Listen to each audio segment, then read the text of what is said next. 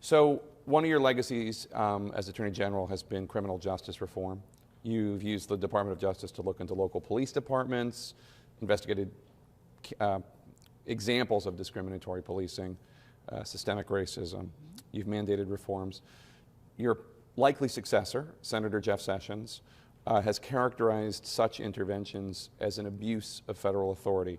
I know you don't want to prejudge the president-elect or Senator Sessions, but what do you say to the general argument by conservatives that police oversight and reform would be better left to local officials rather than to people in Washington?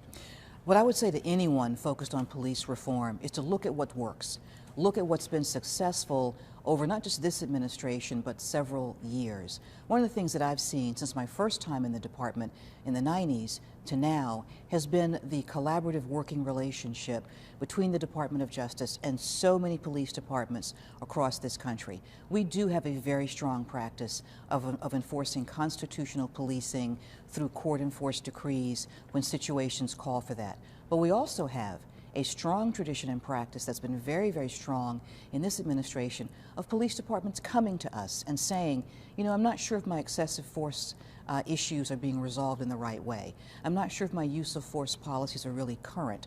I'm concerned that my city could be headed toward Baltimore or Ferguson. And we provide technical assistance, we provide training, we provide equipment, we work on issues of officer safety. So what I would say to anyone looking at police reform today is look at the history of the efforts the department has made over the course of several administrations and look at what works, because what we're doing has been proven to be very effective.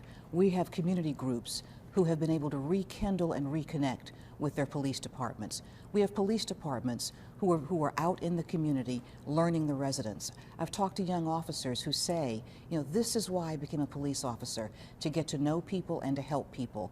And it was the Department of Justice and the information and training we provided that have given them a bridge to do that. So keep an open mind. Keep an open mind and look at what works. We spend a lot of time looking at evidence-based projects here now, because we do have a body of work that, as I said, spans a generation of departments at this point in time.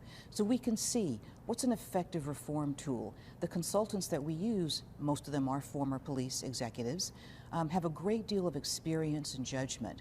We've seen so many communities now literally fall apart when an incident occurs, and there's no context, there's no bridge, there's no way to have meaningful and important discussions that communities need. Our focus has been on empowering local communities and empowering local law enforcement to work together.